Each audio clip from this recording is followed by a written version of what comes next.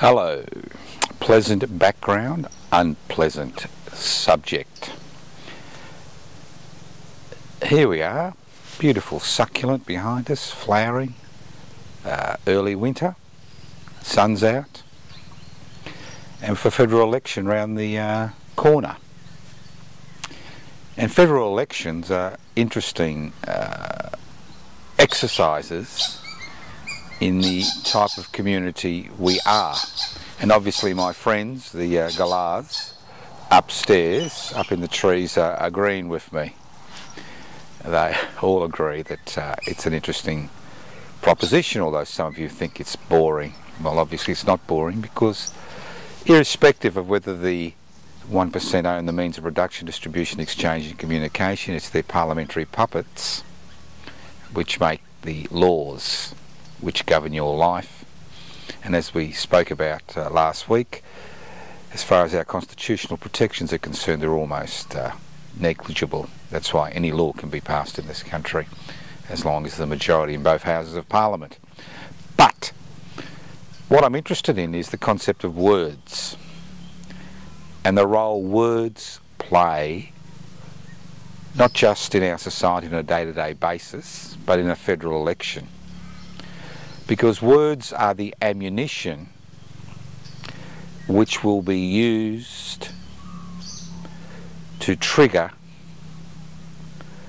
people's allegiance to a particular set of ideas.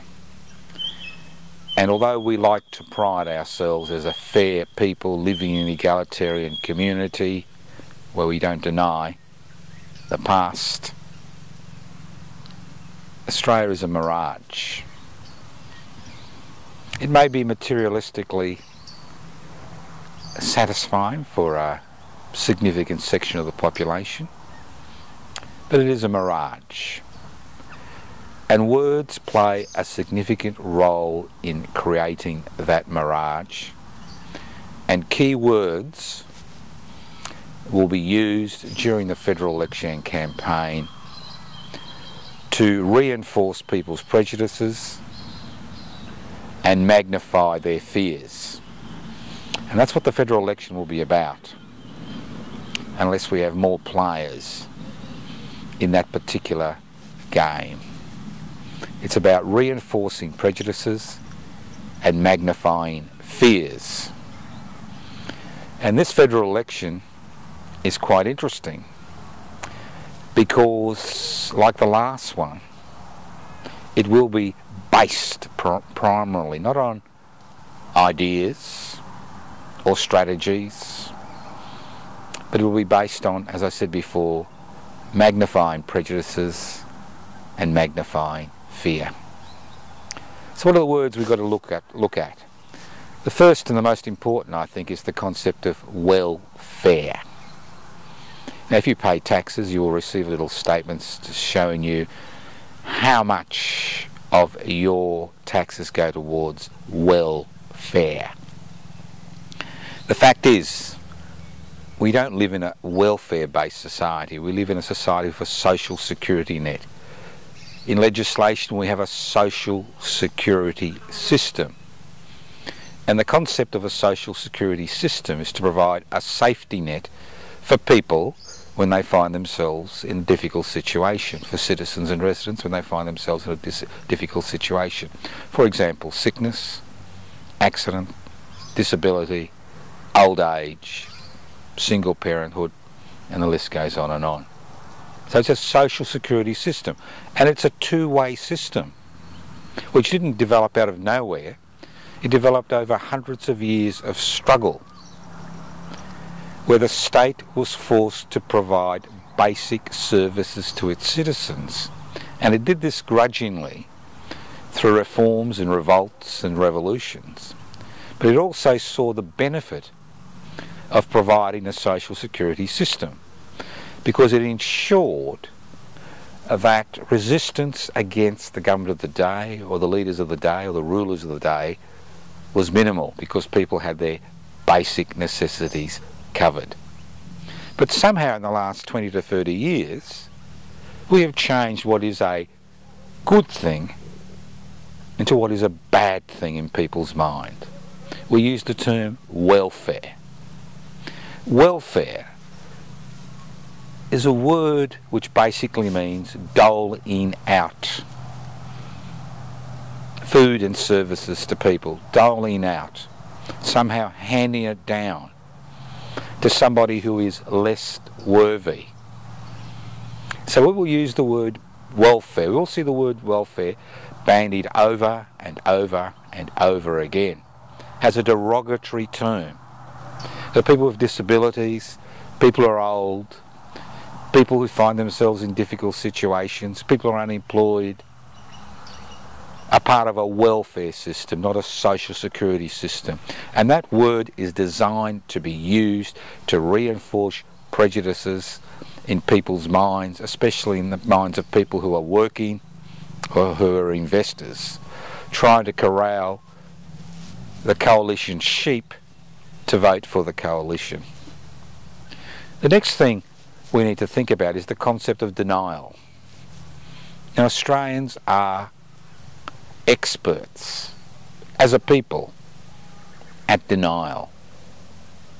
Over 230 years after colonisation began, and that colonisation process had a significant impact and continues to have a significant impact on this country's First Nations people, we still deny the facts.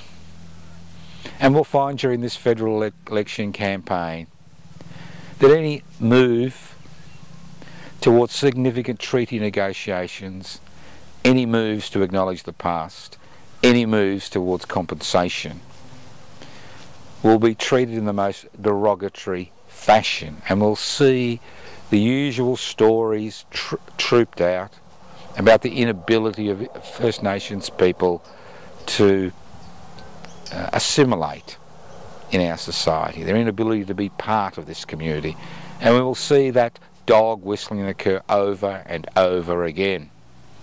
They'll talk about violence in fringe communities, they'll talk about alcoholism, they'll talk about sexual abuse, but in many regards these are issues which are part and parcel of everyday life for the whole of this community. But once again we will see this denial play a significant part in the federal election campaign. Then comes the bogey people of the past, the asylum seekers and refugees. It's very fortunate for this government they still have a few thousand asylum seekers and refugees they can push around and frighten people into thinking that this country is going to be overrun by these uncivilised terrorists who will land on our shore to take over the country. And it's been a very successful ploy that has been used, where the term asylum seeker and refugees has been replaced with the term illegals. That these people are somehow illegal, that to seek asylum or to seek refugee status is an illegal act. And we've continued to treat these people in the most abysmal way. And again, once again, this will be raised by the Minister for Home Affairs, by the Defence Minister, and the rest of them. These bogey people will be trotted out, pushed out to the front in order to magnify fear, especially among the oldest sections of the population, who still have a huge degree of problems accepting that we live in a multicultural society. Then comes the perennial fear, the fear of the yellow hordes. And we have seen over the past 2 to 3 years a concerted political electoral campaign to magnify the fear of a Chinese invasion in this country, where we see senior bureaucrats talking about the drums of war, where this government is willing to sacrifice important trade agreements with the Chinese authorities in order to continue to beat this drum. And this drum has been beaten since the very beginning of colonisation in this country. We saw it during the gold rushes, where the yellow hordes were the significant issue. We saw it again in the 60s and 50s and the 70s during the Cold War. We were all going to be invaded by the Chinese. Whether they were communists or not didn't matter. It's about the yellow hordes. And if any of those of you who are old enough will remember those cartoon-like graphs they would have of the Chinese breaking out of China through Vietnam, down Malaysia, down through Indonesia, and then invade Australia. So this will be a trump card. And the pandemic being described as a Chinese pandemic will be a trump card. And I've been surprised at how many Australians have a great belief in this trump card. Obviously, a European enclave in Asia, which has dispossessed its original inhabitants, does have issues as far as perceptions are concerned. Then we have the concept of the customer and the citizen. Now, most people in this country are citizens or permanent residents. And being a citizen or a permanent resident gives you certain rights, theoretically, certain rights and responsibilities. But over the last 40 years, we've seen this concept being pushed aside, and citizens and residents are described as customers by government. And when you interact with a government department, a federal government department, you are described as a customer. Now, customers have the right to complain, but they don't have the right to make legislation. They don't have the right to determine what type of country we live in. Customers only have the right to complain. And to denigrate citizens and residents as customers reinforces this government's ideological position that it's all about private investment for private profit, and you as a government customer are basically part of that equation. Then we have the term greening will be bandied about. Has this been an environmentalist or somebody concerned about the climate emergency is some type of threat to this country's existence? As my friends the birds will tell you, the environment is everything. Whether we like it or not, irrespective of how smart we think we are part and parcel of the environment. And our footprint on this planet is causing a great deal of distress to the planet and eventually to us. And we are now reaching the stage where we may find ourselves in a position where we will not be able to push back the climate emergency which we all face. But during this federal election campaign, which to a significant degree will be financed by the coal lobby, by the fossil fuel industry, we will see people who are concerned about the climate emergency denigrated in the public imagination as people who have no concept of what reality is. And we have seen this with the change of leadership in the so-called National Party, the so-called party which represents regional Australians, which has forgotten about regional Australians, where they have basically become spokespeople for the fossil fuel industry. And the revolt which occurred in the Nationals was centred on the members in central Queensland whose seats involve the fossil fuel industry being part and parcel of that campaign.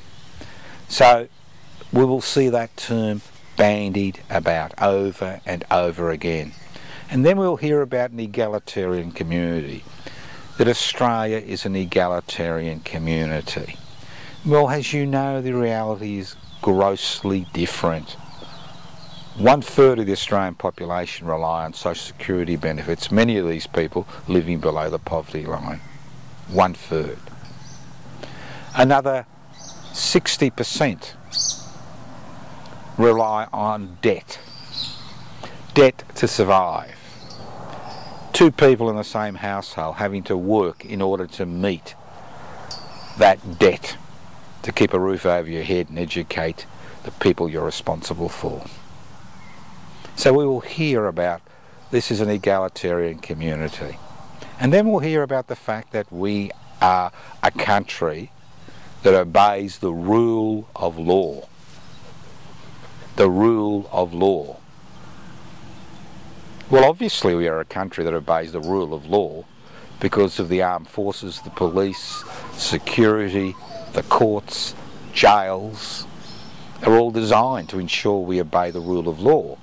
This is not a rule of law which is based on looking at the needs of its citizens, but this is a rule of law which is designed to ensure that those that exercise power continue to exercise power. It's a rule of law to ensure that their representatives are elected over and over again in order to pass legislation which benefits them. This is what the rule of law. And why is it a rule of law based on these concepts? Because, as we've said before, the Australian Constitution provides no protection for the individual from the arbitrary exercise of state power. That's why it's the rule of law, which has nothing to do with fairness or law. It's all about ensuring that those that exercise power continue to exercise power. If you want a society which is based on the rule of law, you need constitutional arrangements which protect the citizens from the arbitrary exercise of state power. And then we have this continuous debate about public-private.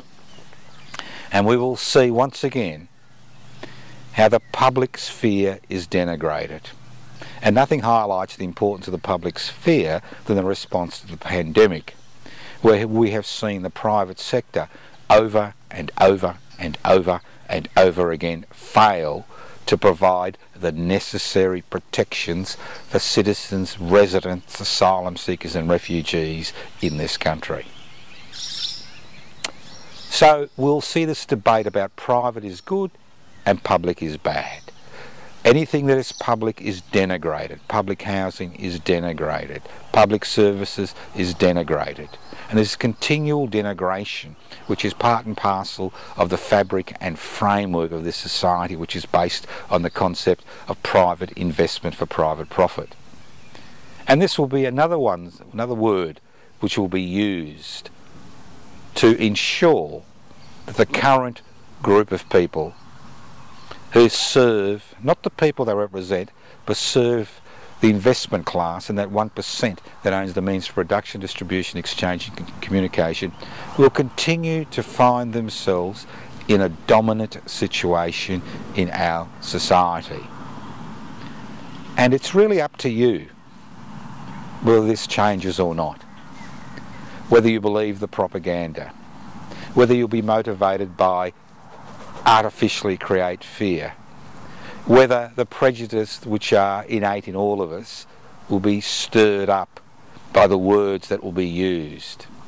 So keep your eye out for what's happening.